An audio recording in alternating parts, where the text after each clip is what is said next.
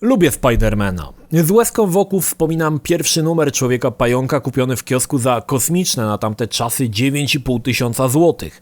Wcześniej postacie superbohaterów oglądałem w niemieckich wydaniach komiksów w formie kieszonkowej i było to moje pierwsze zetknięcie ze Spiderem. Miałem może z 7 lat, a komiks miał nazwę Die Spinne. Superbohaterowie też bardzo często były moim ulubionym tematem gier. Od kiepskiego Spidermana na Atari 2600 poprzez wyśmienitego The Amazing Spider-Man na C64 aż do najnowszych produkcji od Binox czy Activision. Z grami było różnie. Były lepsze, były gorsze. Ale nigdy nie było wybitnie, choć najbliżej był chyba Ultimate Spider-Man z cel-shadingową grafiką. Natomiast pamiętam też, że nie przepadałem za Człowiekiem Pająkiem w wersji Binoxa. Shattered Dimension i Edge of Time, choć przedstawiały różne wariacje Spidermana, jakoś mi nie przypadły do gustu. Kiedy w 2017 roku zasłużone i znane z dobrych tytułów studio Insomniac zapowiedziało nowego Spidera, powiem szczerze, byłem zainteresowany bardziej z przyzwyczajenia, gdyż w zasadzie poza 3-4 wyjątkami żadnej grze z pająkiem nie przepuściłem. Entuzjazm był średni, ale w momencie, kiedy już zacząłem bujać się po Nowym Jorku, nie mogłem nie pluć sobie w brodę za wcześniejszą ignorancję, mamrocząc pod nieistniejącym wąsem goddammit, jakie to dobre. Więc ruszyłem po raz kolejny na ulicę Nowego Jorku. Zacznijmy od tego, że Insomniac nie przedstawia nam historii pająka od jego genezy. I bardzo dobrze. Nie będziemy znów mozolnie poznawali, jak to Parkera ugryzł pająk, opłakiwali wujka Bena. To już znamy wręcz do wyżygu. Spider-Man w wersji Insomniac to już zaprawiony w boju bohater z przeszłością. Deweloper nawet nie zadaje sobie trudu wyjaśniania, kto kim jest. Oczywiście jak ktoś chce, mamy mini encyklopedię. Ale daje nam możliwość wejścia do świata, który już dawno został zarysowany. I fajnie. Fabularnie jest bardzo dobrze. Spotkamy znanych wrogów Spidermana oraz większość rozpoznawalnych postaci. Czasami w misjach fabularnych posterujemy też innym bohaterem, wtedy gra jest w stylu bardziej prostej skradanki.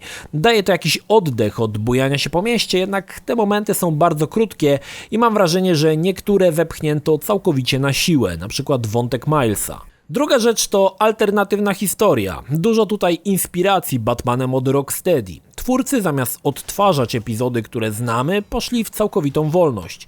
Część faktów jest inna niż w komiksach, przynajmniej w tych, które znałem. Część malkontentów może kręcić nosem na zmiany, na przykład to, że Otto Octavius ma długą przeszłość personalną z Peterem Parkerem, albo to, że MJ nie jest supermodelką. Zmiany w mojej opinii wyszły na dobre i historia jest interesująca, a inne fakty, czasami zaskakujące, dały pewną taką wolność w tworzeniu historii i oceniam to bardzo na plus. Podobnie zrobiło Rocksteady i wyszło to bardzo dobrze, tak i tutaj nie ma powodu do obaw. Dodam jednak, że fabuła jest o wiele bardziej mroczna i dorosła niż pamiętałem z komiksów, a obok wątków superbohaterskich jest dodany wątek MJ i Petera, który uwypukla jeszcze bardziej postać Spidermana. Najważniejsze w Człowieku Pająku jest bujanie się po Nowym Jorku, a to zrobiono najlepiej ze wszystkich gier do tej pory, choć model wzorowano na Web of Shadows i od pierwszego plunięcia pajęczyną i zaczepienia się o pierwszy budynek nie sposób się w tym nie zakochać. Jak płynne jest poruszanie, jak szybkie, jak świetnie oddano uczucie pędu, gdy śmigasz tuż nad głowami licznych przechodniów, czy błyskawicznie wbiegasz na Empire State Building. Feeling i radocha z bujania się po mieście jest wyjątkowo wysoka. Zadbano o takie detale jak to, że nie doczepisz się pajęczynką do chmurki. Pająk podczas akrobacji wykonuje ewolucje, które doskonale znacie z kadrów komiksów, choć nie są tak wymyślne, jak niegdyś przedstawił je Todd McFarlane, choć i tak niezwykle ikoniczne dla każdego, kto wie, kim jest Człowiek Pająk. Gra jest sandboxem, nie mogło być wszak inaczej. Miasto jest spore, choć dzięki bujaniu się na pajęczynach z jednego końca na drugi dostaniemy się dość szybko. Insomniac zadbał też o to, aby było co w tym mieście robić, więc zadań pobocznych jest dość sporo, choć ich ujawnianie rozwiązano bardzo mądrze. Zamiast wrzucić wszystko na mapę i doprowadzić do zawału, są one dawkowane stopniowo. I tak, powtórzę jeszcze raz, jest tego dość sporo. I niestety Często są to zadania powtarzalne, na przykład bijatyki z lumpami. Choć raz walczysz na ziemi, innym razem na dachu, a jeszcze innym razem zatrzymujesz uciekający samochód, to nie ma tutaj aż takiego zróżnicowania.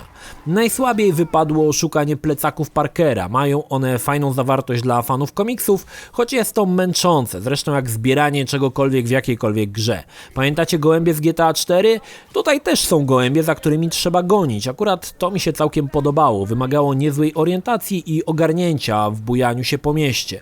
Dorzucono jeszcze stacje badawcze Osbornów, gdzie mamy różne zadania o zacięciu ekologicznym, typu wyławianie beczek z jakimś świństwem z oceanu, czy zbieranie chmurek smogu. Czasami zdarzają się ciekawe pomysły, jak na przykład to, gdy aby stworzyć lekarstwo, trzeba poddać próbkę odpowiedniemu przeciążeniu. Na pewno fajne jest to, że część znajdziek można robić w biegu. Pamiętacie w Amazing Spider-Man zbieranie 600 stron komiksów? Było to zrobione tak dobrze, że nie męczyło. Tak tutaj w biegu możesz wykonać fotki chociażby znanych miejscówek z Nowego Jorku. Obok bujania się drugim najważniejszym elementem jest walka. Pojawiły się opinie, że to ta ściągnięta z serii Batman od Rocksteady. Cóż, i tak, i nie. Opiera się na podobnym pomyśle, ataku i uniku. Jednak walka jest o wiele bardziej dynamiczna i toczy się na spore odległości, dzięki temu, że pająk może błyskawicznie pokonać spory dystans do przeciwnika. Tych jest kilka rodzajów, na każdego jest inny sposób. Wielkich grubasów najpierw musimy unieruchomić pajęczyną, gości z pałami wybić w powietrze, a gości z tarczą trzeba zajść od tyłu i tak dalej, i tak dalej. Jednak to, co w walce nie wyszło, to czasami całkowicie pogubiona kamera, szczególnie podczas walk w Central Parku, gdzie drzewa zasłaniają w zasadzie wszystko. Druga rzecz to niestety chaos. I nie jest to chaos kontrolowany. I to jest dość dziwne. Czasami można to ogarnąć, a czasami dostajemy wycisk błyskawicznie.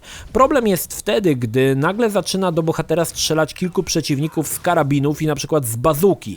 W zasadzie jesteś zmuszany do ciągłych oników, że nie masz kiedy zadać ciosu. Batman pod tym względem był wolniejszy, ale mieliśmy czas na odpowiednie zareagowanie. Tutaj co prawda wchodzą 60-70 ciosowe kombosy, jednak przez to, że nie widzimy często kogo następnego pająk zaatakuje, można to wszystko błyskawicznie stracić. Przestrzeń walki jest za duża do ogarnięcia, przez co niemal ciągle coś przerywa łańcuch ciosów z powodu naszej niewiedzy, na kogo aktualnie przypuścimy atak. Innym razem przeszkadza tłok, gdy wokół Spidera stoi 6-7 postaci, tak że nie widać bohatera i ciosy wyprowadzamy niemal na oślep, co często kończy się mizernie. Pająk ma do swojej dyspozycji gadżety pomagające w walce, jak i usprawnienia kostiumu. Tych jest dość sporo i będzie co odblokowywać. Czy to będą miny przyciągające delikwenta do ściany lub do drugiego nieszczęśnika, pajęczyny rażące prądem, czy mini drony, które wspomagają w walce. Wszystko to wyszło całkiem nieźle, urozmaica walkę i wspomaga taktykę. Są też 3 drzewka rozwoju, gdzie za wyczułane punkty możemy usprawnić jakiś aspekt walki czy poruszania się. Jest to całkiem nieźle zrobione, bo jest faktycznie wrażenie, że pająk staje się silniejszy czy sprawniejszy.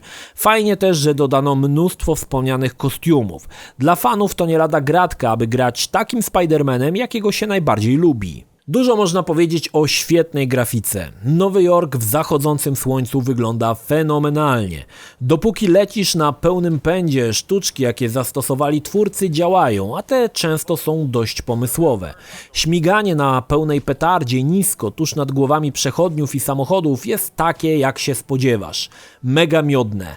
Na tyle, że bez problemu zrezygnowałem z szybkich podróży, aby pobujać się trochę po mieście podczas podróży z punktu A do B. Jeśli zechcesz przespacerować się po ulicy, zobaczysz mnóstwo zróżnicowanych przechodniów zajętych swoimi sprawami. Będą robić fotki ze Spiderem, czy przebijać z nim piątki. Wystarczy odwiedzić teren budowy i zobaczyć, ilu robotników tam wykonuje swoją pracę. Po ulicach jeżdżą lub raczej stoją w korkach samochody, sklepy zachęcają neonami do wejścia do środka, a Times Square, szczególnie nocą, wygląda jak na zdjęciach.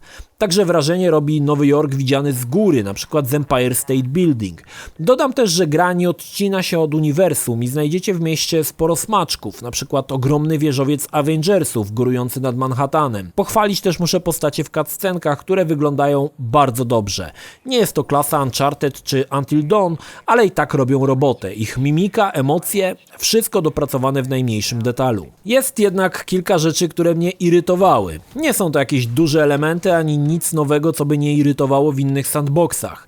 Przede wszystkim pod koniec gry strasznie zaczynają męczyć opcjonalne walki, których jest za dużo. Czyszczenie kolejnych dzielnic w trakcie losowo dobieranych misji nuży. Owszem, autorzy postarali się o pewne zróżnicowanie, czasami będzie to powstrzymanie samochodu, czasami zdejmowanie snajperów czy mini-baz.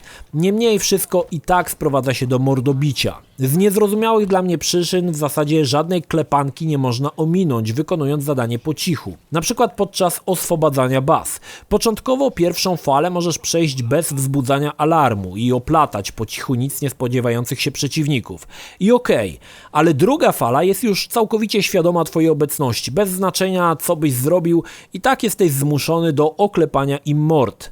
Innym dość mnie irytującym elementem są podcasty Johna H. Jamesona, który nienawidzi Spidermana i stara się ciągle to podkreślać. Przy pierwszych 20 razach było to zabawne.